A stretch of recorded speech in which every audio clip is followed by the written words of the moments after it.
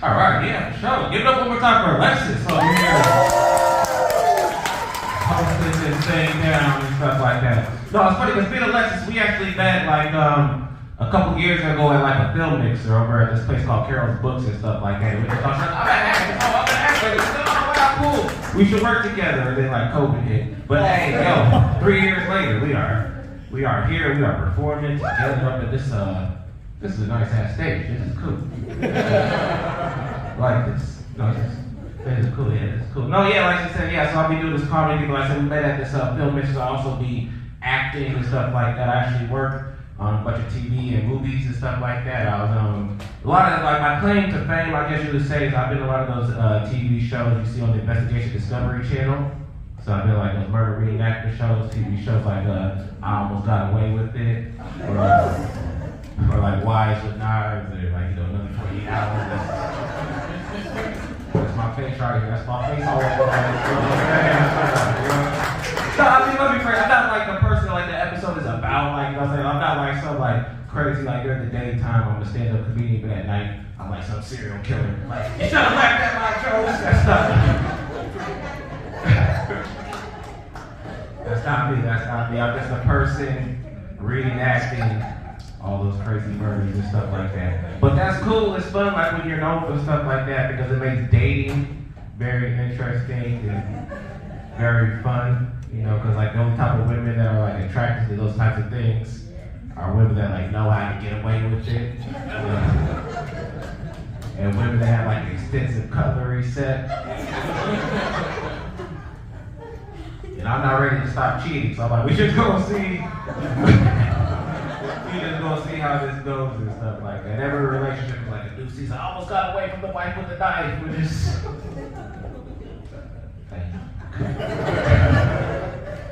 Shout out to some man. Now give it up for all the performers and stuff like that.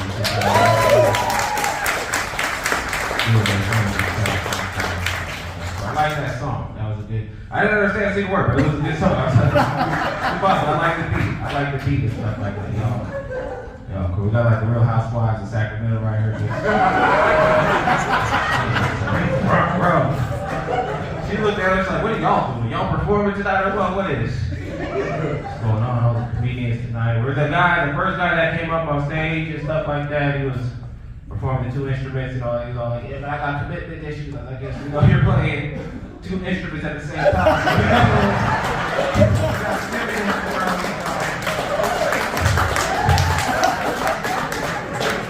I love my guitar, but my harmonica, that's my side chick.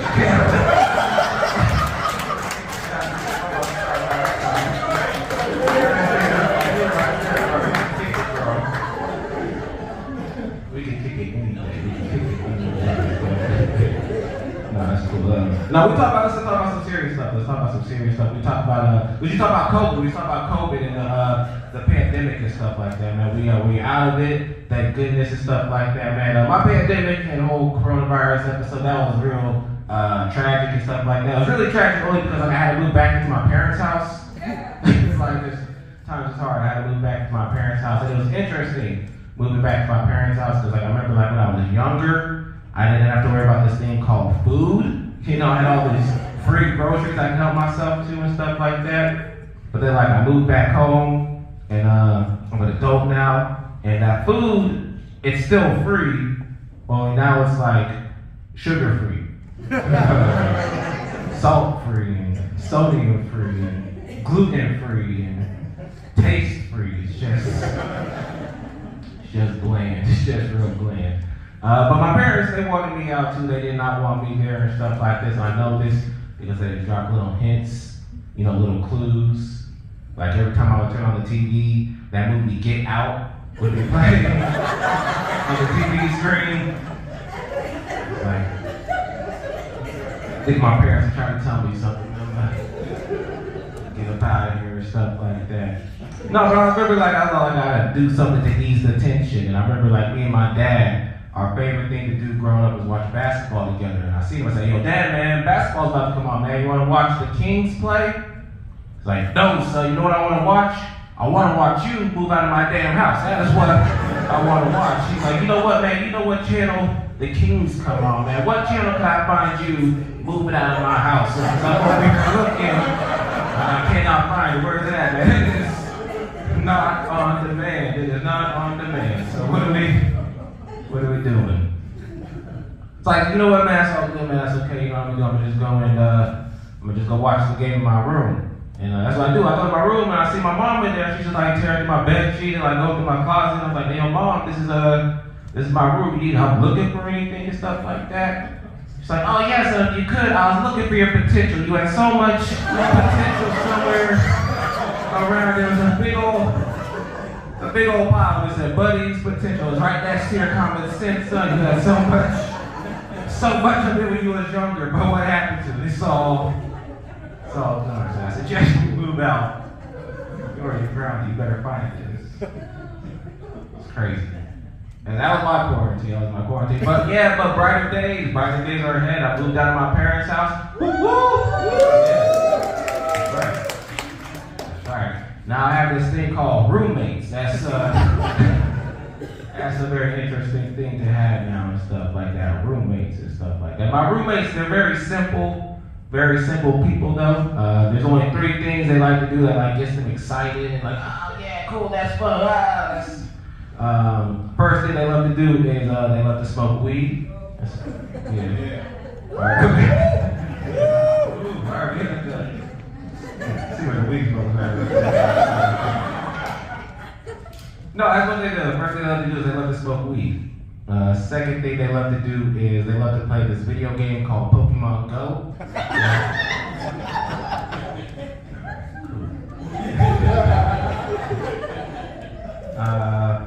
Third favorite thing they love to do is they love to smoke weed and play Pokemon Go. That's it. That's all. Simple. It's just simple things. The only problem with like smoking weed though, especially like nowadays, is because there's so many different types of ways to like get high now. Like getting high is like performing a science experiment. You know, they're like, that's my roommates. They're like, yeah, man, we're gonna figure out every single way we can to get high. I remember like one time we was like, had to do the yard. I was like, man, I'm trying to figure out a way to get the yard work done, but I want to get high. He's like, hey, yo, buddy, I got an hypotenuse I want to try out. What was I saying? What, bro? He said, I got a hypotenuse that I want to try out. It's like the first step in the scientific method. It's like an educated guess. Like if I do this, then this will happen. And buddy, I hypotenuse size that if we take your half ounce of so if I take your half ounce of weed and I stick it in the leaf blower, then I light your weed on fire and turn on the leaf blower. Well, then, man, we can get high and do the yard work at the same time. So, in conclusion, we could blow leaves while we blow leaves. That's it. First off, bro, that's a very difficult thing to do. You know, first off, that's my weed that you're swallowing up right there, man. Second off, bro, that's like we could just really just smoke this blunt that I just rolled and break up the leaves like we do every Sunday, you know. Second off, that word that you're looking for is hypothesis. Ain't no hypothesis in the scientific method, bro. So you just high off your pot use. That's all you are, stuff like that. That's cool. Really cool. There's a kid in the front row.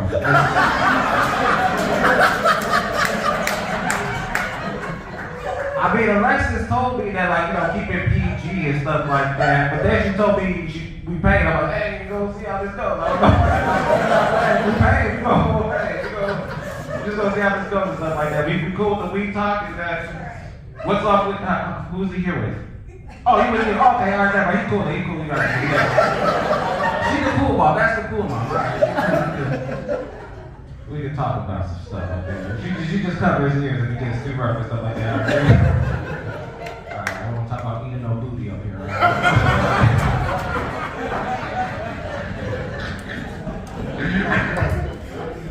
I'm just testing the limits at this point. No, what happened was is I got here and then they had a bar and I see Richard and he said, oh, buddy, man, I'm gonna buy you a drink. And then I was like, all right, man, what? You know what I'm saying? Because I went to the bar and they had Hennessy. I was like, let me get a Hennessy and Coke. And then the bartender, she laughed at me. Like it was like a nervous laugh. Like, like I don't know how to make that. Like, we don't get that many black people up here. I don't know what else to do. You can't be like a lot of Hennessy. So I've been trying to keep it clean, but if I happen to cuss and stuff like that, he said it's all good. It's all good. All right. I said I keep it PG-13, but you know PG-13 rules. You can drop at least one F-bomb. Just let you stuff go. You gonna see how it goes. No, this is cool. Talk about some more movies I've been in. Talk about some more movies, you know, stardom and stuff like that. I was in this movie called The Ride. Anybody here see the movie The Ride? All right. Okay. Cool. All right. My bad. My ego. What the? All right. Let's try this again. Hey man, I was in this movie The Ride. Anybody ever heard of the movie The Ride? Alright, cool. Y'all ain't gotta lie. It's all good. It's all good. Y'all know. Now I was in this movie called The Ride. It's on it's streaming on Amazon Prime. It stars this rapper named Ludacris. Anybody? Y'all know Ludacris. If y'all don't know Ludacris, he's one of the two black people in the Fast and Furious series. I'll let you decide which one and stuff.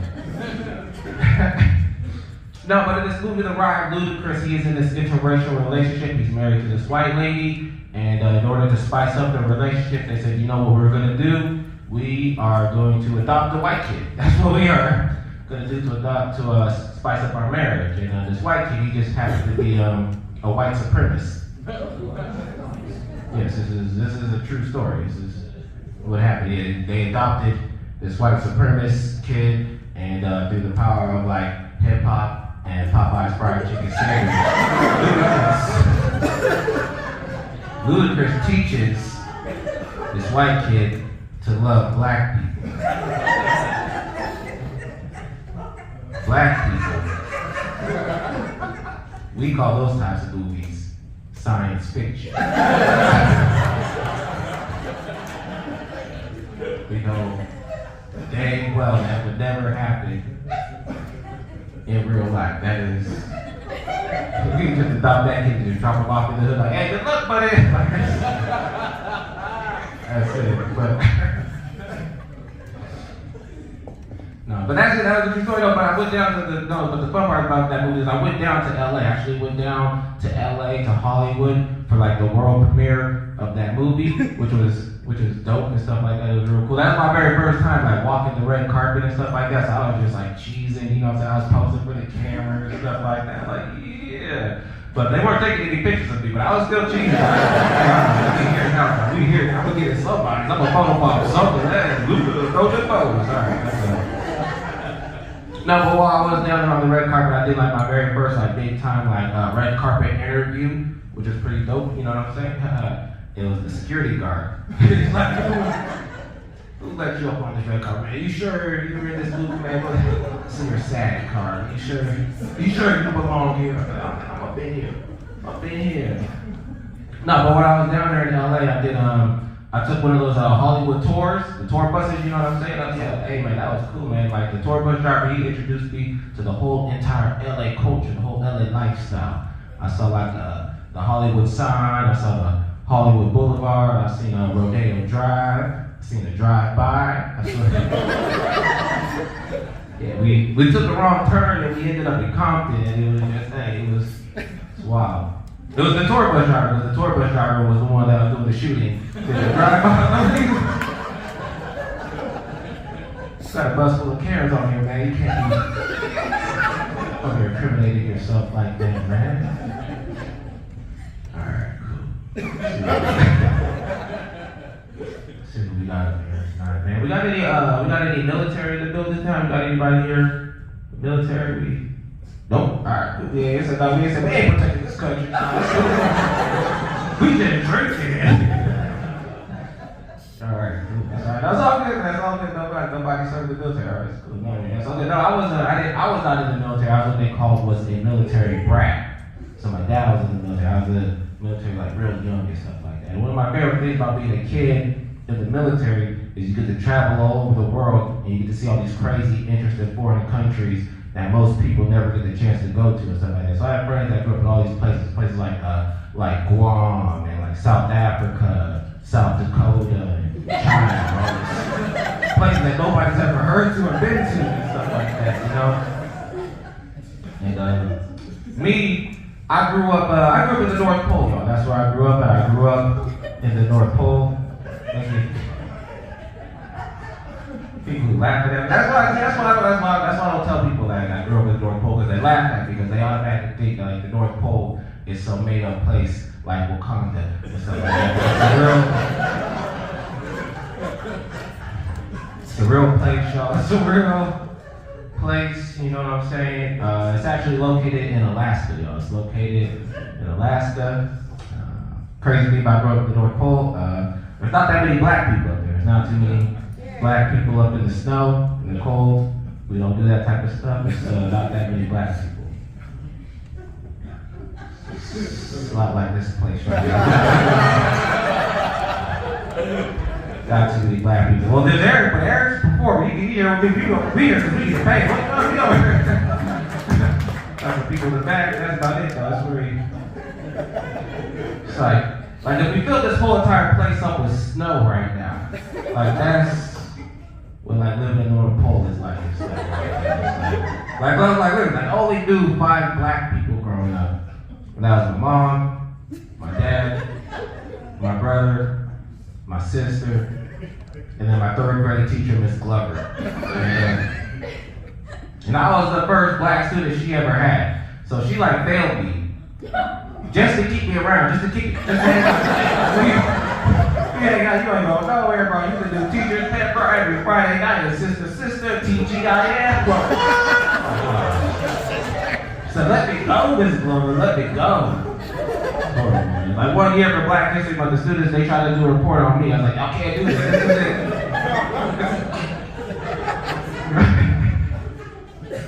This isn't cool, man, this isn't cool.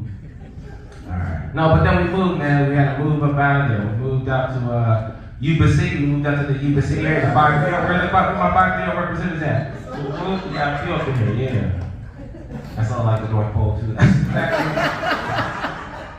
Ain't no black people up in there either, man. Like, what is this, man? It's like if you take all the snow that we had in this room, you know, it like just melted away. Then you just like replaced it with meth.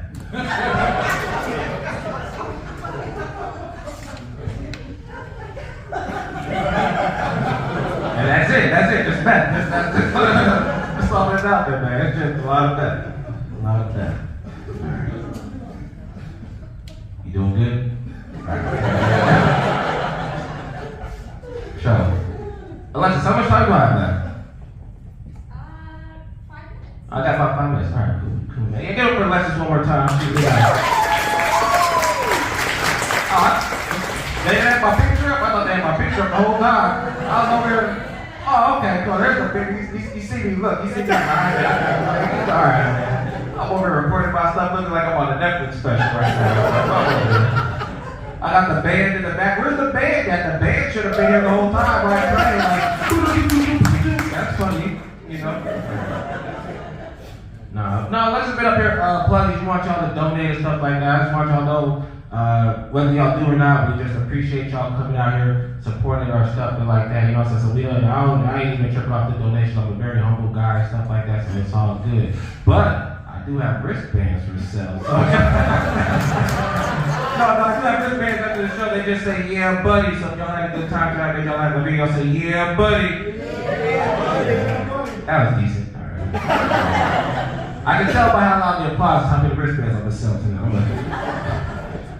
I'm about to just sell some weed. Alright, cool. It's cool. Hopefully I'm not like the last comedian y'all like bring up. Hopefully I made like a good impression, like a good representation of like comedy.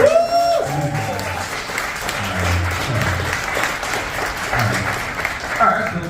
That's cool. Yeah, I didn't cuss, so that's cool. Like everything else after this is just all like it's just gonna go like R-rated and all that stuff.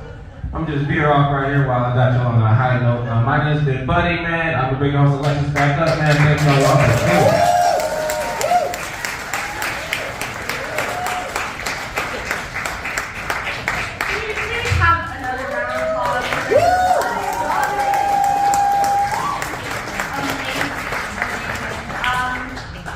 Oh wow, that was like 20 minutes.